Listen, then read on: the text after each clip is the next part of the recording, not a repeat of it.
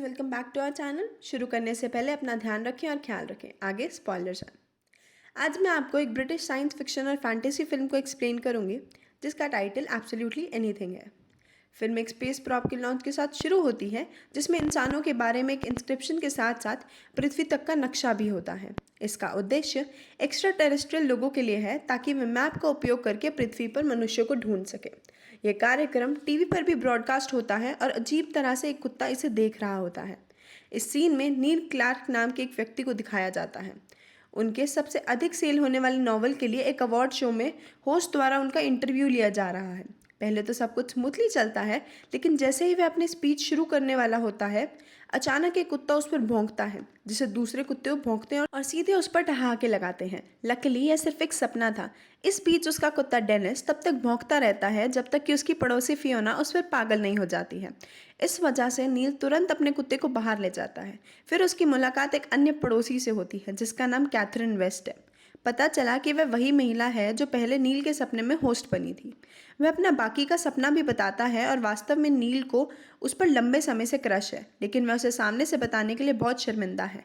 बाद में वह कुछ पैसे उधार लेने के लिए रे को स्कूल में मिलने जाता है। वह स्कूल में टीचर्स होते हैं। उसी वक्त स्पेस प्रॉब अंतरिक्ष जांच एलियन गैलेक्टिक काउंसिल द्वारा पाई जाती है। वे बहस कर रहे हैं कि पृथ्वी को नष्ट करना है या मानवता को काउंसिल का सदस्य बनाना है। एक टेस्ट के रूप में वे असीमित शक्ति एक रैंडम इंसान को देंगे जो कुछ भी करने की क्षमता रखता है। यदि मानव शक्तियों का उपयोग भलाई के लिए करता है तो मानवता परिषद की सदस्य बन जाएगी, लेकिन इसके कॉन्सिक्वेंसेस ये रहेंगे कि अगर शक्तियों का उपयोग मानव द्वारा बुरी चीज़ों के लिए किया जाता है तो पृथ्वी जल्द ही नष्ट हो जाएगी। एलियंस द्वारा दिया गया ग्रेस पीरियड 10 दिन का होता है। मीटिंग के रिजल्ट से चुना गया इंसान नील है जो उस समय साइकिल चला रहा होता है। अपनी साइकिल से गिरने के ठीक बाद वह अनजान शक्तियों को प्राप्त कर लेता है। स्कूल में पहुंचने पर वह हेडमास्टर रॉबिन्सन से मिलता है जो उसे अक्सर लेट होने के कारण फटकार लगाते हैं। फिर वह कक्षा में आता है जहां वह देखता है कि छात्र शिक्षक के बिना मजा कर रहे हैं। क्योंकि वह उन्हें परेशान नहीं करना चाहता, इसलिए वह कक्षा के बाहर अखबार पढ़ने का फैसला करता है। ब्रेक टाइम में वह रे के साथ कैफेटेरिया में लंच कर रहा होता है। अपनी नई शक्ति से बेखबर नील चाहता है कि एलियंस उससे नफरत करने वाले छात्रों की कक्षा को नष्ट कर दे। निश्चित रूप से विदेशी एलियन स्पेसशिप उस कक्षा में सभी को तुरंत मार देती है। लंबी कहानी छोटे में वह घर लौटता है जबकि वह अभी भी विश्वास नहीं कर सकता कि पहले क्या हुआ था। मज़े की बात यह है कि वह डेनिस के पोप को खुद साफ हो जाने का आदेश देता है और निश्चित रूप से यह अजीब तरह से होता है। वह कंफ्यूज्ड हो जाता है और विस्की की एक बोतल पीने का विकल्प चुनता है क्योंकि उसे लगता है कि वह हेलुसिनेट कर रहा था। दुर्भाग्य से वह अपनी विस्की की बोतल गिरा देता है, इसलिए वह उसी समय अपने हाथों को हिलाते हुए विस्की को वापस बोतल में चाहता है और यह काम करता है। अब उसे एहसास हुआ कि वह हाथ हिलाकर कुछ भी कर सकता है। इसके अलावा वह चाहता है कि उसकी गंदी विस्की को एक नई विस्की से बदल दिया जाए जो कि दुकान में है, लेकिन यह उसकी उम्मीदों पर खड़ी नहीं उतरती है। बोतल अपने आप पास की दुकान में चली जाती है और दुकान के प्रवेश द्वार को तोड़ देती है। नतीजा यह निकलता है कि वह लगभग पुलिस द्वारा पकड़ लिया जाता है, लेकिन सौभाग्य से वह अंत में भागने में सफल होता है। वापस अपने घर पर नील अचानक कक्षा में पिछली घटना को याद करता है। अपने छात्रों की मृत्यु को ठीक करने के लिए वह चाहता है कि हर कोई जो मर गया है वह वापस आ जाए। थोड़ी देर बाद सभी मृत लोग लाश के रूप में उठते हैं और उसके घर पहुंचते हैं। पागलपन से वह इसे उलट देता है और कहता है कि विस्फोट कभी नहीं हुआ, जो उसकी पिछली सभी इच्छाओं को उलट देता है। वह अंत में उस समय पर लौटता है जब वह कैफेटेरिया में रे के साथ दोपहर का भोजन कर रहा होता है। उसके बाद नील अपने उन छात्रों की जांच करने के लिए कक्षा में लौटता है जो अभी भी अंदर मज़े कर रहे हैं। फिर वह चाहता है कि उसके सभी छात्र मेहनती छात्र हो सके। उसकी इच्छा तुरंत मान ली जाती है और कक्षा शांत हो जाती है क्योंकि छात्र सीखने के लिए उत्साहित होते हैं। बाद में वह हेडमास्टर रॉबिन्सन को दूर से देखता है। वह हेडमास्टर को उसके प्रति अच्छा बनाने के लिए तुरंत अपना हाथ हिलाता है और फिर हेडमास्टर द्वारा अचानक उसकी प्रशंसा की जाती है क्योंकि वह उसके पास से गुजरता है। स्टाफ के कमरे में नील अनजाने में रे को स्कूल की एक अन्य शिक्षिका मिस प्रिंगल के करीब जाने की कोशिश करते हुए देखता है। फिर वह चाहता है कि वह रे की पूजा करे, जो प्रिंगल को यह बताने में बहुत शर्माता है कि वह उसे बहुत पहले से पसंद करता है। जब वह घर जाता है तो वह अजीब चीज़ें चाहता है, एल्बर्ट आइंस्टाइन के शरीर से शुरू होकर फिर एक एथलेटिक शरीर होने से, और वह यह भी चाहता है कि कैथरीन उसके घर में रहे। अगले दिन वह रे को इसके बारे में बताता है और अपनी कुछ शक्तियों को दिखाता है, जैसे कि एक कंकाल को एनिमेट करना, तुरंत कमरे में फूल उगाना, दुनिया का सबसे स्वादिष्ट सैंडविच बनाना और हमेशा घुड़दौड़ जीतना। उसके कारण नील की शक्तियां रे को पूरी तरह से भ्रमित कर देती हैं और वह स्पीचलेस रह जाता है। एक रात एलियन स्पेसशिप अचानक खराब हो जाती है। इसे ठीक करने के लिए उन्हें कुछ समय के लिए नील को दी गई शक्तियों को वापस लेना होगा। इसलिए गैलेक्टिक शक्ति कैथरीन को नील से प्यार करने में असफल हो जाती है। हालांकि कैथरीन संयोग से उसका दरवाज़ा खटखटाती है। उसके बाद वे एक रात साथ बिताते हैं और कैथरीन का stalker ex boyfriend Colonel Grant द्वारा देखा जाता है। अगली सुबह पावर्स नील के पास फिर से लौट आती हैं। वह उठता है और मुस्कुराता है क्योंकि उसे याद है कि कल रात क्या हुआ था। वह यह भी चाहता है कि बाहर का मौसम लॉस एंजल्स जैसा हो और अपने कपड़े को अपने आप तैयार होने के लिए कहता है। जब वह नाश्ता कर रहा होता है तो वह चाहता है कि उसका कुत्ता एक इंसान की तरह बात कर सके। कुछ ही समय बाद कैथरीन ने डेनिस के साथ उसकी बातचीत को सुन लिया और डेनिस चिल्लाया कि वह नील से प्यार करता है। इस प्रकार वह सोचती है कि नील का एक गे बॉयफ्रेंड है और वह तुरंत उसे पीछे छोड़ देती है।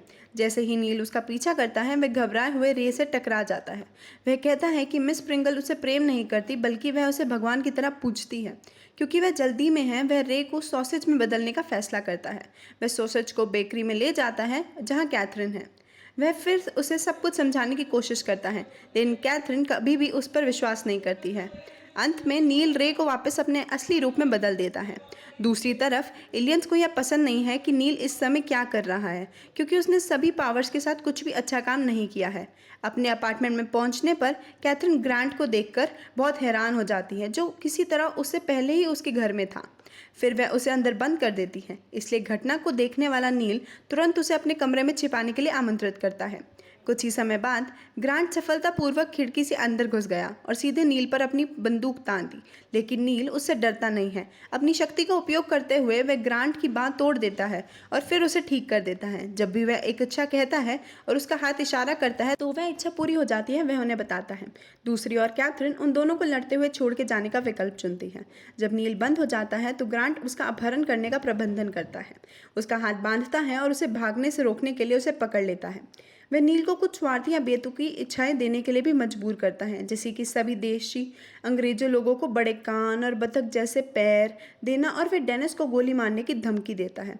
इस बीच कैथरीन अपने अपार्टमेंट में नील की तलाश करती है, लेकिन इसके बजाय उसका सामना रे से होता है, जो मिस प्रिंगल की खोज में एक क्लोजेट में छिपा है। सही समय पर वे ग्रांट के घर पहुंचने का प्रबंधन करते हैं और तुरंत नील को बचा लेते हैं, जो ग्रांट की सभी इच्छाओं को उलटने में सक्षम है, जिससे मिस प्रिंगल को अब हिंसक रूप से रे की कट्टर पूजा भी शामिल है, जो उसके और उसके कल्ट द्वारा रिचुअली मारे जाने के करीब था। फिर भी कैथरीन और रे उसे अकेला छोड़ने का फैसला करते हैं, क्योंकि वे पहले से ही उससे निराश हैं। जल्द ही कैथरीन गुस्से में नील को कहती है कि वह कभी भी उससे ऐसे व्यक्ति से प्यार नहीं कर पाएगी जिसके पास कुछ भी नियंत्रित करने की पावर्स हो। निराश होकर उसे अचानक दुनिया की समस्याओं को हल करने के लिए अपनी पावर्स का उपयोग करने का विचार आया। सबसे पहले वह दुनिया में सभी को जितना चाहे उतना भोजन देता है, फिर कहता है कि युद्ध किसी भी कारण से नहीं होना चाहिए। अंत में प्रत्येक व्यक्ति को उनके सपनों का घर देता है और ग्लोबल वार्मिंग को उलट करने की कामना करता है।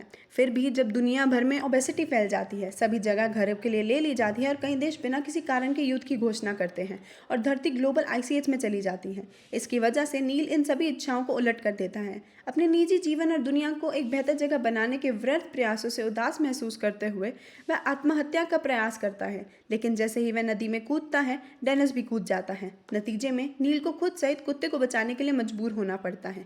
बाद में डेनिस अचानक कहता है कि नील को उसे शक्ति दे देनी चाहिए, क्योंकि वह कभी भी कुछ स्वार्थी नहीं सोचता। वह अंधे सहमत हो जाता है और ऐसा ही करता है।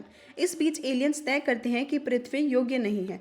यह पता चलता है कि गैलेक्टिक काउंसिल की मनुष्य की तुलना में एक अलग नैतिकता है। वे डोमिनेंस को अच्छाई और कमजोरी को बुराई के रूप में देखते हैं।